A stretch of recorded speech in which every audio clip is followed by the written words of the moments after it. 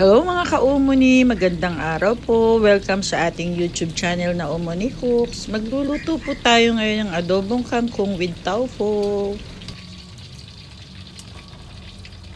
Ito po ang ating mga ingredients. Kangkong, tokwa, sibuyas, bawang, oyster sauce. Mainit po tayo ng kawali, lagyan ng mantika. Ilagay po natin ang ating hiniwang tokwa.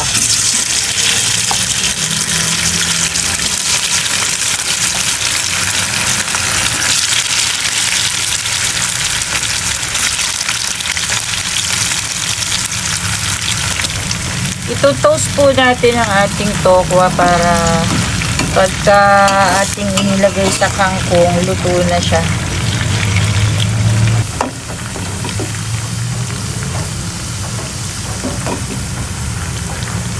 Ito na po ang ating tofu. Medyo mapula na po siya. Pwede na siyang ahunin. Ito na po ang luto nating tokwa. Dito din po tayo maggigisa ng ating bawang sa pinagprituhan ng tokwa.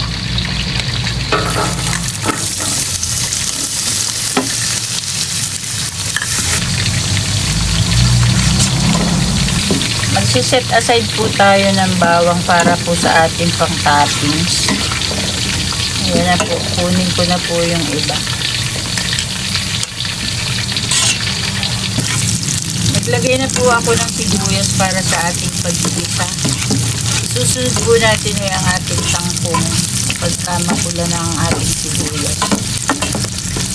Ayan na po, ilagay na po natin ang ating kangkong.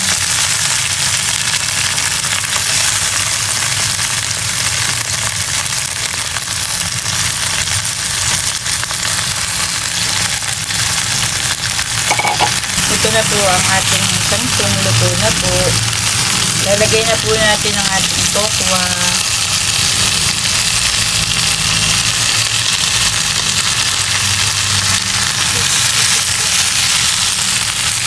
Tapos titimplahan po natin ang ating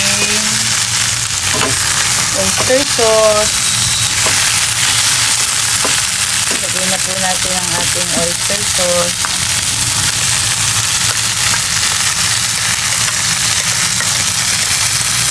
Ating toyo.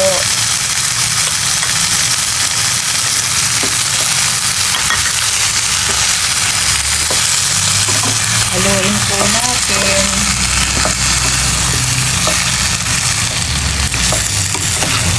Lagyan po natin ng konting tubig at saka ng toyo. Konting-konti lang po.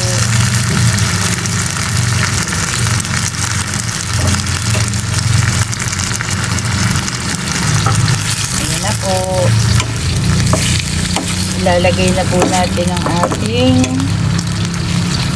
piniritong bawang. Ilalagay na po natin ang ating sinugregate na bawang kanina para mas masarap ang maging lasa. Ayan na po siya. Ito na po ang ating adobong kangkong with tokwa. Ayan po.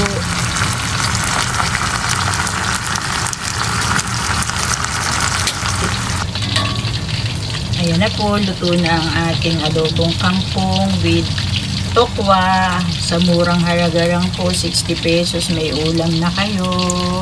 Kung nagustuhan niyo po ang aking niluto ngayong gabi, paki-like and share po at paki-subscribe din po ang ating YouTube channel na Umuni Cooks. Salamat po hanggang sa muling pagluluto.